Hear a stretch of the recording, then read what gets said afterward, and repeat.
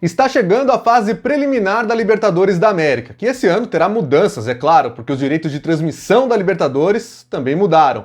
Nesse vídeo você confere como será a pré-Libertadores na TV e na internet em 2023. Muito bem, pessoal, em fevereiro começa a fase preliminar, que a gente chama popularmente, de forma até errada no Brasil, de pré-Libertadores, a fase preliminar da competição mais importante entre clubes do nosso continente, que vai ter como representantes brasileiros esse ano o Atlético Mineiro e também o Fortaleza. Então eu fiz esse vídeo já para preparar esse terreno para a gente entender como vai funcionar essa fase da competição na nossa televisão e também na internet. Porque como vocês que acompanham o canal sabem, e se você não acompanha agora fica sabendo, a Libertadores está de mudança na televisão. Depois de 3 temporadas com o SBT, agora o pacote de TV aberta é da Globo. A ESPN segue sendo soberana com o pacote principal de plataformas pagas. Mas o que era Comebol TV no ano passado passa para Paramount, que vai ter um streaming próprio, né? Já tem no Brasil o Paramount Plus transmitindo essas partidas. Não existe mais o pacote do Facebook, que tinha jogos de quinta-feira, agora então a quinta é um dia livre para as plataformas pagas colocarem os seus jogos. A Globo, como eu já expliquei em um vídeo aqui no canal, terá suas partidas sempre nas quartas-feiras, às 9h30 da noite, em toda a competição. Vamos falar então sobre pré-Libertadores, eu vou destacar aqui alguns tópicos importantes, não vou colocar a tabela completa, porque eu sei que vocês pulam, mas a tabela vai estar aí num link no comentário fixado. Vamos falar então sobre o primeiro tópico. A pré-Libertadores, ou a fase preliminar da competição, é muito importante para já ensinar ao público sobre como vai funcionar a Libertadores nos mata-matas na televisão brasileira. Por quê? Porque a Globo só tem direito a uma partida em rede nacional, não pode dividir praças, não pode pegar Atlético Mineiro e Fortaleza na mesma noite e passar um para Minas Gerais e o outro para o Ceará, nada disso. Tem que escolher um só, não adianta, da mesma forma como foi com o SBT nos últimos anos e como era com a própria Globo em 2019 e também na pré de 2020. E as pessoas parecem que esqueceram ou esqueceram de propósito para poder xingar o SBT nas últimas temporadas. Mas com a Globo já era assim em 2019, era assim em 2020. Um jogo do Internacional chegou a passar para São Paulo, inclusive, no último ano, antes da pandemia, antes da Globo fazer aquela rescisão de contrato com a Comebol.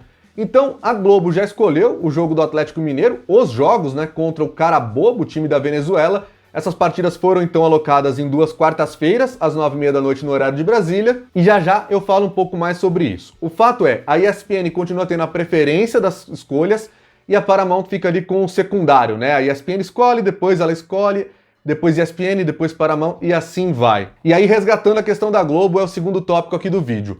A Globo não vai transmitir a fase preliminar em TV aberta como o SBT fazia nos últimos anos. Jogos do Grêmio contra o Ayacucho, do Fluminense, inclusive contra o Olímpia, que ele caiu fora, jogos do Santos contra o São Lourenço, partidas que foram exibidas para o Brasil inteiro no SBT pela televisão. Dessa vez, a Globo não vai mostrar na TV não. A própria tabela da Comebol, que vocês podem clicar no comentário fixado para observar, nem traz a informação de TV Globo para os jogos do Atlético Mineiro contra o Carabobo. Esses jogos estão marcados para os dias 22 de fevereiro e 1º de março, como eu falei, 2 quartas-feiras às 9h30 da noite. Eles estão sinalizados como Globoplay e GE, porque a Globo vai se utilizar desse esquema, colocar na internet em sinal aberto para todo o Brasil, assim cumpre essa obrigação de contrato, vamos dizer assim. A expectativa é que a Globo mostre o jogo do Atlético Mineiro para Belo Horizonte, pelo menos, para Minas Gerais, mas não tem nenhuma confirmação ainda. Nas chamadas do futebol que estão rolando até agora, a Libertadores é referida a partir do mês de abril, quando começa a fase de grupos. Então, nada de muito surpreendente não, tá? Se alguém achava que fosse fazer diferente, que fosse seguir o mesmo esquema que o SBT fazia, não conhece a Globo, que jamais colocaria um jogo do Atlético Mineiro, ou mesmo se fosse do Fortaleza, para São Paulo e para o Rio, por exemplo. O SBT faria isso, com toda certeza. Até porque o SBT não tem muito a perder. A Globo sim tem a sua audiência muito forte com novela, com Big Brother Brasil, e mesmo que a novela não esteja tão bem assim, e não está, é uma audiência muito maior do que o SBT e Record conseguem no dia a dia. Para o SBT não fazia muita diferença, então dava para colocar qualquer jogo com o time brasileiro em rede nacional. Uma novidade desse contrato da Globo, antes de eu passar para o terceiro tópico, é que ela tem jogos da primeira fase preliminar, aquela fase que não tem brasileiros disputando ainda.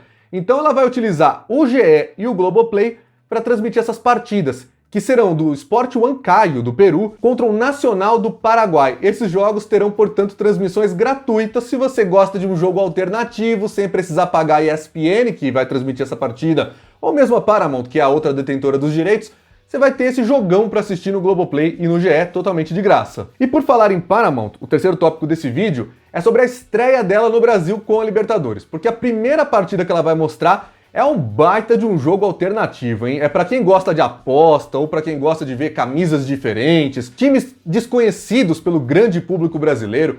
A Paramount, é claro, vai ter vários jogos importantes ao longo da edição de 2023 e até 2026, né? Esse contrato tem 4 temporadas de duração. Mas a estreia vai ser entre Boston River do Uruguai e o Zamora da Venezuela. Esses são os times que vão marcar a primeira transmissão de Libertadores da Paramount no Brasil. É um negócio impressionante, né? O Fox Sports começou lá em 2012, tinha time brasileiro pelo menos, porque naquela época não tinha essa primeira fase sem os nossos representantes. Mas beleza, vai dar para testar, vai dar para ver a plataforma sem ter muita audiência, né? É um jogo exclusivo da Paramount, não vai ter nenhum outro detentor. Mas eu quero ver quantas pessoas, né? Primeiro que eles não vão abrir esses dados, mas de qualquer maneira vai ser um bom teste pra gente poder ver como vai ser a parte técnica, áudio, se já vão usar os principais narradores, porque vai ser a primeira grande transmissão. Eu tô bastante curioso. Os jogos vão acontecer em 2 quintas-feiras, 9 e 16 de fevereiro, às 9 da noite no horário de Brasília, então anota aí. Na Libertadores praticamente inteira, a ESPN tem metade dos jogos, com a preferência da escolha, e a Paramount tem a outra metade. Até o ano passado o Facebook desequilibrava um pouco essa conta, né? Esse ano, além da final ao vivo, que é só na ESPN meios pagos e na Globo em TV aberta, a Paramount só pode mostrar em VT, há um desequilíbrio normal que já existia entre a ESPN e Comebol TV, mas agora com a Paramount na pré-Libertadores. Por quê? Porque se na fase 2, que é aquela que entram os brasileiros, o Atlético e o Fortaleza, são 8 confrontos e dá pra ficar 4 com cada um, e na fase seguinte são 4, 2 para cada, na primeira fase, ainda sem os brasileiros, são 3 duelos. Então, pela lógica, a ESPN escolhe, a Paramount escolhe, e aí o terceiro fica para a ESPN, que é a dona do principal pacote, do maior pacote. Então, a ESPN terá um confronto a mais que a Paramount nessa primeira fase da Libertadores aqui no Brasil. Ou seja, na primeira fase da competição, a ESPN só não vai poder transmitir o Zamora contra o Boston River. Os outros 2 jogos ela vai ter. Um deles é dividindo com a Globo, como eu falei, né? O Sport Huancayo do Peru contra o Nacional do Paraguai. E vai ter um jogo totalmente exclusivo, que é o das quartas-feiras entre o El Nacional e o Nacional Potosí, confronto dos nacionais. Uma coisa que me chamou bastante atenção é que nessa primeira fase todos os jogos são 9 da noite.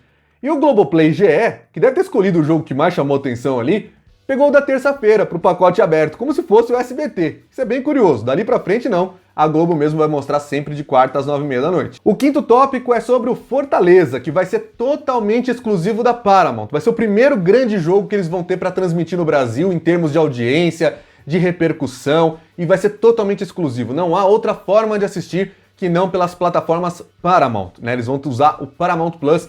A gente já fica aí quem que vai narrar, João Guilherme, se é Nivaldo Prieto, o PVC também já está contratado para ser comentarista, vai aparecer mais alguém nessa lista.